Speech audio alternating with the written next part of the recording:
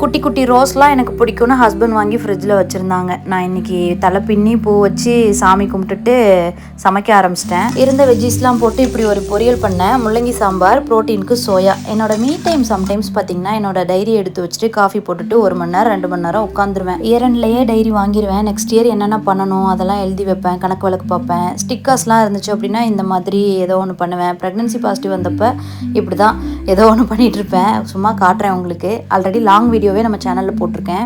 எனக்கு இந்த ஹேபிட் எனக்கு என்னென்ன கொடுத்துச்சு அந்த மாதிரி. உங்களுக்கு இந்த டைரி நீட் இருக்குன்னா லிங்க் அட்டாச் பண்ணுறேன், பர்ச்சேஸ் பண்ணுங்கள். இந்த ஹேபிட் எனக்கு நிறைய மைண்ட் கண்ட்ரோல் கொடுத்துருக்கு, செல்ஃப் கண்ட்ரோல் கொடுத்துருக்கு. கரெக்டான பாதையில் தான் போயிட்டுருக்கோமா, இந்த இயரில் நம்ம என்ன நல்ல விஷயம் பண்ணியிருக்கோம், எந்தெந்த விஷயத்தில் நம்ம லூஸ் பண்ணியிருக்கோம், நெக்ஸ்ட் இயர் எப்படி ஃபிக்ஸ் பண்ணலாம், இந்த மாதிரிலாம் பிளான் பண்ணிக்கலாம்.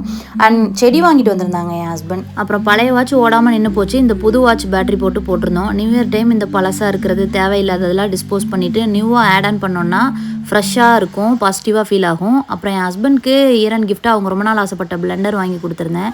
அவங்களும் செம்ம ஹாப்பி ஆகிட்டாங்க. நானும் நல்லா சண்டை போடுவேன், அவங்களும் சண்டை போடுவாங்க. எல்லார் வீட்டில் இருக்க மாதிரி புருஷன் பொண்டாட்டி சண்டை எங்களுக்கும் இருக்கும். அப்ஸ் அண்ட் டவுன்ஸ் இருக்கும், ஃப்ளாஸ் இருக்கும். ஆனால் அடுத்தடுத்த நாள் இந்த மாதிரி குட்டி குட்டி சந்தோஷமான விஷயத்தை ஹைலைட் பண்ணி நினச்சி பார்த்து சந்தோஷப்பட்டுட்டு நிறைவாக வாழ்ந்தால் தான் நல்லாயிருக்கும்.